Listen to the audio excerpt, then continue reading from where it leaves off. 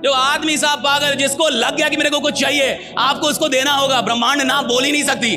अगर आदमी अपनी औकात पे अड़ जाए, औकात पे उतर जाए, उसको हर चीज मिलती है। सवाल यह है कि आप कैसे लोग के साथ काम कर रहे हैं, क्या किस माइंडसेट में काम कर रहे हैं। देखिए, दो माइंडसेट होता है। एक, मैं ट्राई करके देखता हूं, हो गया तो ठीक, नहीं तो कोई बात नहीं। ये है गरीबों का माइंडसेट।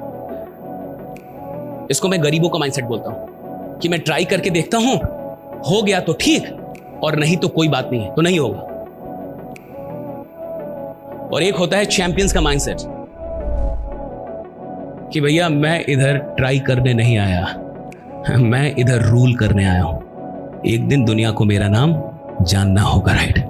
जितनी मेहनत करनी पड़ेगी करूंगा, लेकिन अगर खेल में उतरा हूं तो खेल बदलने वालों में मेरा नाम शुमार होगा, राइट। इस आदमी ने खेल बदल, ये अलग माइंडसेट।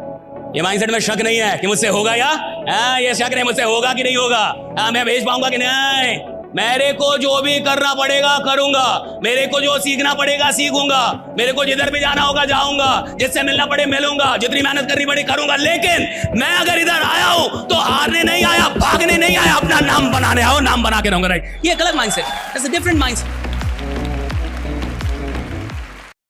सरकारी नौकरी के अपनी नौकरी। देखिए, ये कंपैरिजन गलत है। हमारे पिताजी अच्छे कि तुम्हारे पिताजी अच्छे? भाई उसके पिताजी उसके लिए अच्छे, हमारे पिताजी हमारे लिए अच्छे। जिसके पास पूंजी नहीं है, हमारे यहाँ एक बच्चा पढ़ने आता है, ज्यादातर बच्चे पढ़ने आते हैं, अगर उन्हें कहिएगा एक बार में 10,000 रुपया दे दो तो नहीं दे पाएंगे।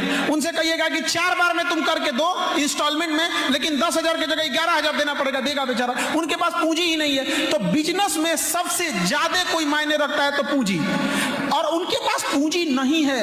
वो मजदूर का बच्चा है, उसके पिताजी दिहाड़ी करते होंगे कहीं, 500 रुपया कमा के लाते हैं, तो ऐसे जोड़ना में बड़ा इजी लगता है। 500 रुपया डेली कमा के लाते हैं, महीने का 15,000। किसी दिन काम नहीं मिलता है, किसी दिन बेचारे काम करते करते गिर जाते हैं, हॉस्पिटल हो जाते हैं, 2 महीना बैठना पड़ता है। उसके घर में इतना पैसा नहीं है कि वो फैक्ट्री खरीद सकता है, नहीं तो 100 करोड़ उसको भी दीजिए ना, ढाई से वो भी खड़ा कर देगा यहाँ पर।